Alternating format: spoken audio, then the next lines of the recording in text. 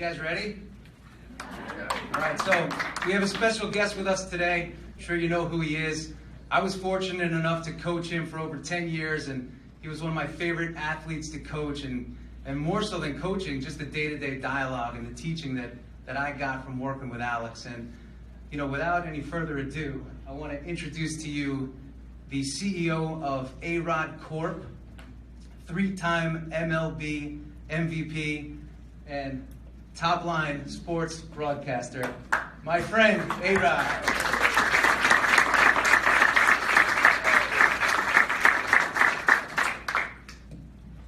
Applause when I get to Boston. So we are off to a good start. Good morning, everybody. All right, so Al, we got a couple good questions here. I'm going to start off with something very comfortable for you in the world of sports. And we're going to talk sports contracts. Okay. I want to talk about athletes, and, you know, back in the day, an athlete would stay with the same team for quite some time. And now we start to see them bounce around and, you know, chasing that bigger contract. You know, why do you think they're going after the biggest contract? You know, as a young player, young players often chase the headlines. And when you look at it, as you get a little bit older, you realize that you should be spending more time in which team are you going to play for and which community are you going to go represent. And as you mature, and you get into your second contract, if you're lucky enough, you realize that you have to make decisions based on what's going to make you happy and not just the final end number.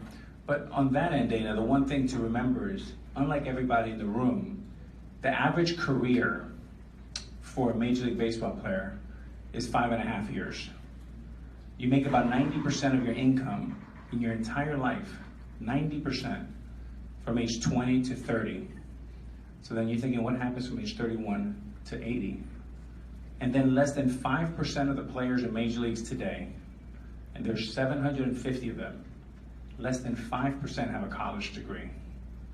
So if you have that information alone, you will short that stock. And that's why, hopefully you understand now why more athletes go bankrupt or are in financial issues post-career. Yeah, we see a lot of guys. I know some guys that we worked with and played with, you know, they struggle quite a bit when they get out of the game. They're searching for identity. They're searching for what's next. And I think, you know, this is a great example of figuring out what's next while you're playing. And A-Rod Corp, when did that start? You know, I started A-Rod Corp out of fear. And it started, Dana, when we were kids. It started when I was in my early 20s. You know, growing up, single mother out of Miami, we never owned anything. We always had to rent. And what was really discomforting, it was every year or every 18 months, we had to continue to move to another apartment building because the landlord would keep raising the rents.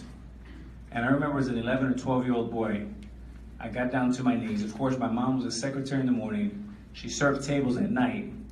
I got down to my knees and I said, Dear Lord, if I ever get a chance to switch places with the landlord, I would take that shot. And when I was 22 years old, I found a duplex in Miami. I needed about a $48,000 down payment. And I did not want to spend the little money that I had. So what did I do? I woke up in the middle of the night and I said, wait, I have 2 watches in my safe. So I sold my 2 watches. I did a little card signing.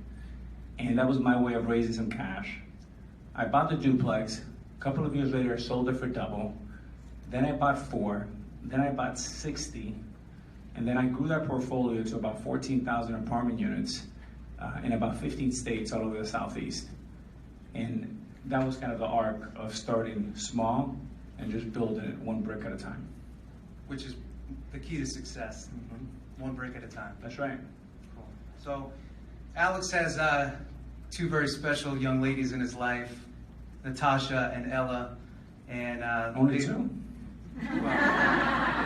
I don't want to get you in trouble, Dana. Yeah. 3.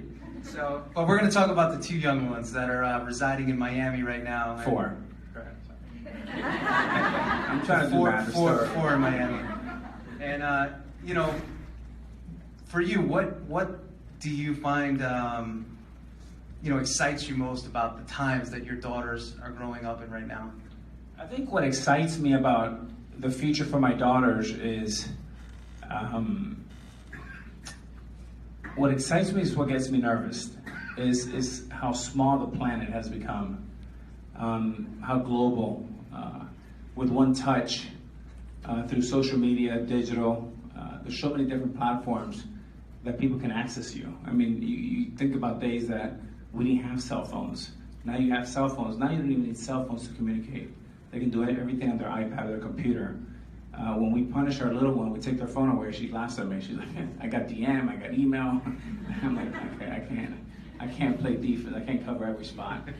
So, yeah, so that definitely scares me. I think they have to be ready, Dana, for something that you and I never had to prep for, right?